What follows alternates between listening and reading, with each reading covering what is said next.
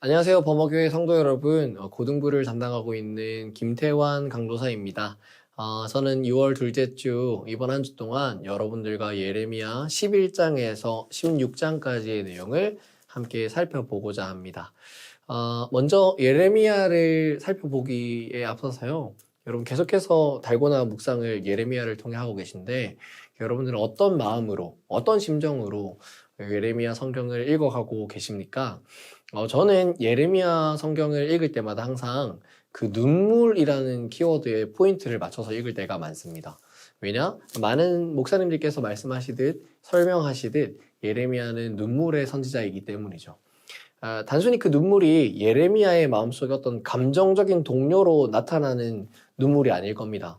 그 눈물은 제가 생각하건대 하나님의 눈물로부터 비롯된 하나님의 마음과 같은 마음을 품고 있는 예레미야의 눈물이라는 생각이 많이 들거든요. 그런 의미에서 예레미야의 눈물은 하나님의 눈물과도 같다고 할 수 있습니다. 그래서 저는 여러분들이 이 예레미야 성경을 계속해서 읽어가시면서 그 하나님의 눈물과 여러분들이 동일시가 되었으면 좋겠어요. 하나님이 눈물 흘리고 있는 상황에 여러분들도 눈물 흘릴 수 있는 그런 시간들이 되면 예레미야를 통해 하나님이 말씀해 주시는 것들이 더 선명하게 들리지 않을까, 그런 생각들을 해봅니다.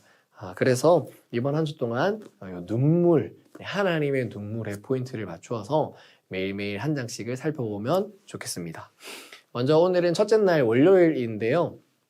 제가 매일매일 이 성경 묵상을 하는데 여러분들에게 좀 큰 의미의 가이드가 되라고 제목들을 좀 정해보았습니다.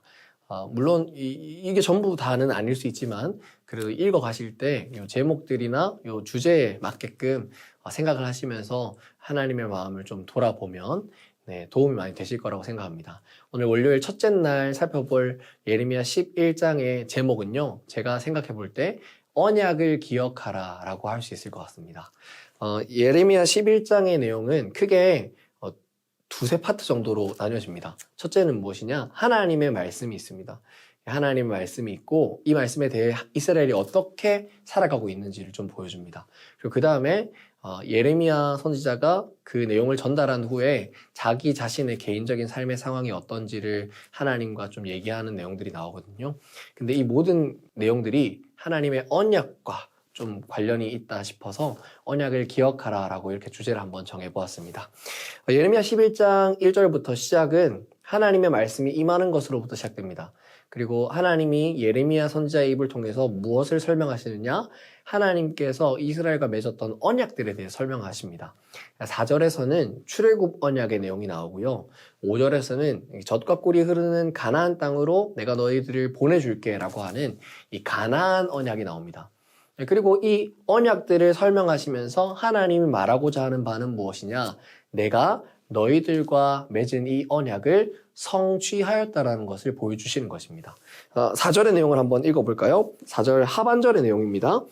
곧 내가 이르기를 너희는 내 목소리를 순종하고 나의 모든 명령을 따라 행하라. 그리하면 너희는 내 백성이 되겠고 나는 너희의 하나님이 되리라.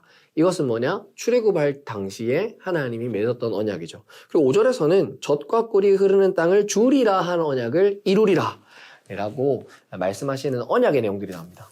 자, 그리고 이스라엘 백성과 맺은 이 언약을 하나님은 어떻게 하시죠? 성취하시죠. 즉 하나님께서는 이스라엘과 한 약속을 성취하시고 이루신다라는 것을 첫 번째로 보여주고 계신 것입니다. 근데 하나님이 여기서 끝이 아니라 나는 이 언약을 이루었고 성취하였는데 너희들은 어떻니? 라는 의미에서 예레미야 선지자의 입을 통해 그 언약을 잊어버리고 지키지 못하는 이스라엘 백성을 보여주는 것입니다. 10절 말씀인데요. 이렇게 됩니다. 그들이 내 말 듣기를 거절한 자기들의 선조의 죄악으로 돌아가서 다른 신들을 따라 섬겼은즉 이스라엘 집과 유다 집이 내가 그들의 조상들과 맺은 언약을 깨뜨렸도다. 하나님께서는 언약을 지키셨는데 이스라엘은 하나님과 맺은 언약을 깨뜨리고 다른 신들을 섬겼다라는 것을 얘기하는 것이죠. 예레미야 선지자의 모습을 통해 하나님은 이스라엘의 죄악을 이렇게 고발하는 것입니다. 너희 그랬지 않냐? 라고 말입니다. 근데 여러분, 이 모습은 마치 우리의 모습과 같습니다. 우리의 삶도 잘 생각해 보면요. 하나님께서 언약으로 약속하시고 또한 우리에게 성취해 주심으로 주신 많은 것들이 있는 삶입니다. 다른 말로 표현하자면 우리의 삶은 하나님의 언약이 이루어진 것들을 경험해 온 삶이라고 할 수 있죠. 그런데 우리의 모습은 어떻습니까? 언약을 신실하게 지켜오신 하나님을 잊어버리고 다른 신들을 늘 찾기 마련인 것이 우리의 모습이죠. 그런 의미에서 이 예레미야 선지자를 통해 하시는 하나님의 말씀은 오늘날 하나님의 언약을 경험했음에도 불구하고 다른 신들을 섬기며 살아가고 있는 우리를 향해서 하나님께서 말씀하시는 것이라고 할 수 있습니다. 그런 이스라엘 백성들을 향해 하나님께서 나는 왜 지켰는데 너희들은 지키지 못하고 있니? 라는 눈물로 설명하시는 것이라 할 수 있죠. 근데 전 또 개인적으로 감동이 되었던 부분이 무엇이냐면 15절입니다. 이제 14절까지의 내용은 무엇이냐? 하나님이 나는 신실하게 언약을 지켰어. 너희들은 이 언약을 지키지 않고 다른 신들을 섬겼지. 그런 의미에서 난 이제 더 이상 너희들의 간구를 듣지 않을 거야 라고 말씀하시는데요. 어떻게 보면 하나님이 뭔가 심판하시는 것처럼 느껴지고 이제 우리를 떠날 것처럼 느껴지기도 합니다. 왜 너희들은 내 약속을 지키지 않았으니까 난 이제 너희들의 말을 들어주지 않겠다 라고 하면서 우리를 외면하고 우리를 밀어내는 것처럼 느껴지거든요. 그런데 14절에서 그렇게 너희들의 기도를 더 이상 듣지 않겠다라고 말씀하시면서 15절에 그런 언약을 어긴 우리에게 무엇이라고 명시하시는지, 그런 우리를 뭐라고 부르시는지가 나와 있는데 15절의 내용을 제가 한번 읽어드리겠습니다. 나의 사랑하는 자가 많은 악한 음모를 꾸미더니 나의 집에서 무엇을 하려느냐? 거룩한 제물고기로 내 재난을 피할 수 있겠느냐? 그때에 내가 기뻐하겠느냐? 하나님은 언약을 지키지 않는 이스라엘 백성들을 무엇이라고 지칭하십니까? 나의 사랑하는 자들이라고 여전히 지칭하고 계십니다. 끊임없이 하나님의 언약을 벗어나서 다른 신들을 섬기려고 하는 이스라엘 백성들을 하나님은 여전히 사랑의 대상으로 보고 계시다는 걸 보여주는 말이라고 할 수 있죠.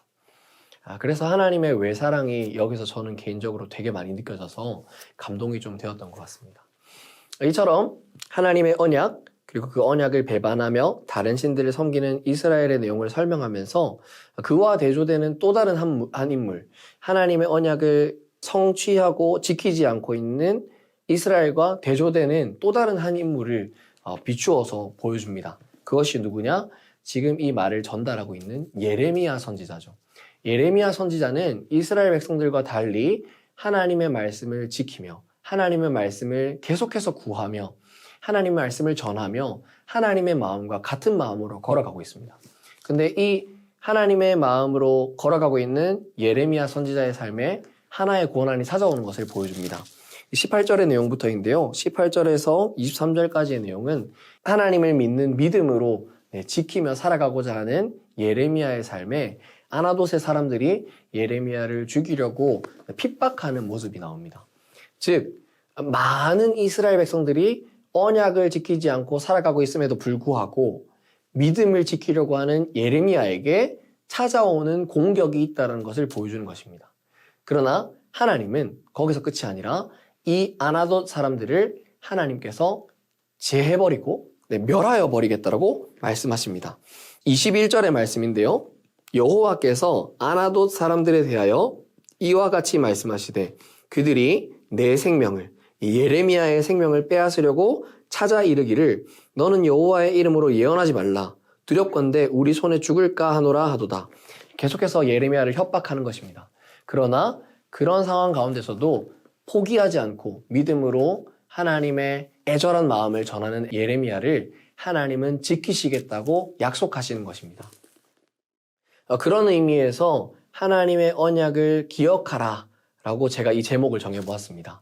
11장 전체의 내용을 한번 다시 되새김하며 살펴보면 하나님의 언약의 내용을 상기시키는 하나님, 또한 그 언약을 성취하신 하나님, 그에 반해 그와 대조되게 언약을 잊어버리고 지키지 않는 이스라엘의 모습.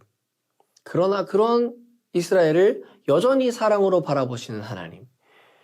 이 모습들이 설명되어지고요. 그리고 그와 반대로, 이스라엘과 반대로 언약을 지키려 하나님을 하나님으로 섬기며 살아가고 있는 대조되는 예레미야의 삶을 공격하는 아나돗 사람들. 이 모습들이 나오고 이들로부터 믿음을 신실하게 지키는 예레미야를 지키겠다고 하는 하나님의 또 다른 언약까지 등장하는 것입니다. 그런 의미에서 11장의 내용을 통해 하나님이 우리에게 설명하시는 것은 무엇이냐? 하나님을 하나님으로 섬기면서 언약을 기억하며 살아가는 자들을 하나님은 신실하게 지키시겠다라고 하는 이 언약을 강조하고 계신 것입니다.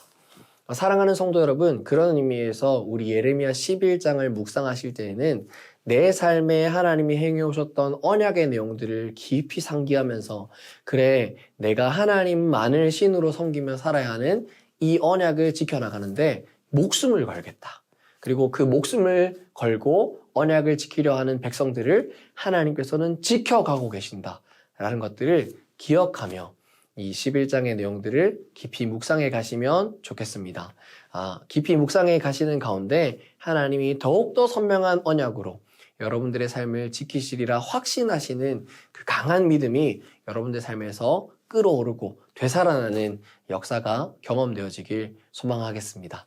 그럼 오늘 말씀을 기억하며 기도하도록 하겠습니다.